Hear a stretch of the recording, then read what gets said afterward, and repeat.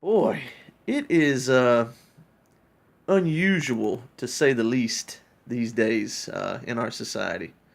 I'm sure every era, every decade, every time in history has been weird in one way or another. I mean, we've seen all kinds of crazy stuff throughout human history. We've seen genocide, we've seen all kinds of crazy plagues and all kinds of propaganda and stuff. But being in America right now has got to be towards the top of the list of just like wackiness. Like people just all off kilter. I mean, I don't know if it's all the pharmaceuticals. I don't know if it's something in the water. I don't know if it's the propaganda. I don't know if it's the conditioning. I don't know if it's just dumb people. I don't know what it is. But you try to speak out with common sense, which is what I always try to have. I'm not perfect. I'm not the smartest guy in the world.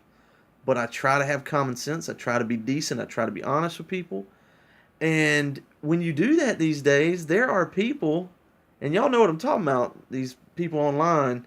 You try to speak out against something, and they will literally get nasty with you. And it's funny in a way because they sit here and they make these big, long posts and stuff about, you know, oh, I can't stand people that are cruel to other people and bigots and all this kind of stuff. And then when you don't agree with them,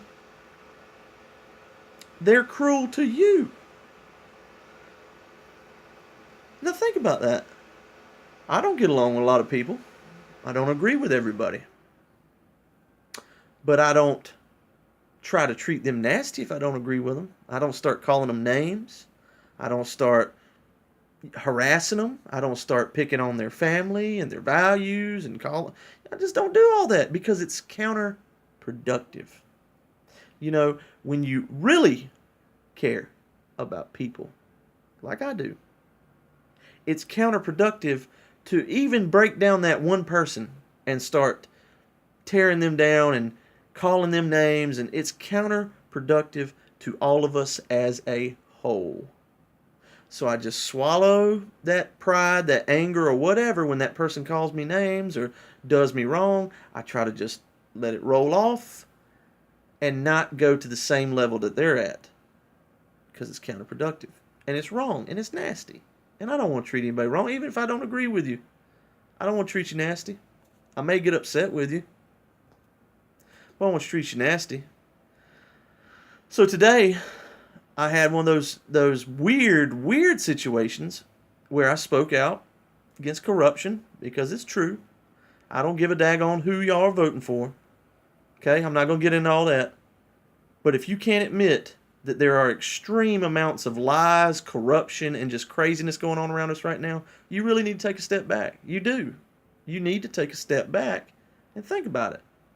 But when I stepped out and said these things, I had this guy who's pretending to be a girl attack me and call me a bigot.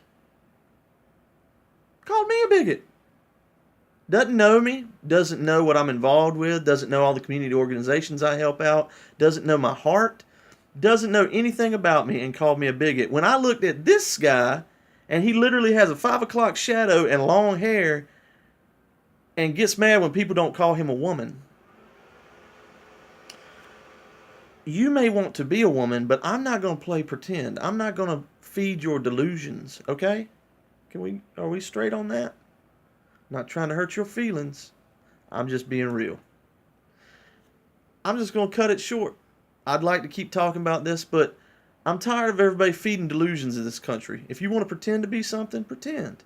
But don't get mad at me if I don't play pretend with you. I love you, and I hope you get your mind right. I don't want to hurt you, but I ain't going to play pretend with you. I'm going to call it like it is. Tell the truth. Love y'all.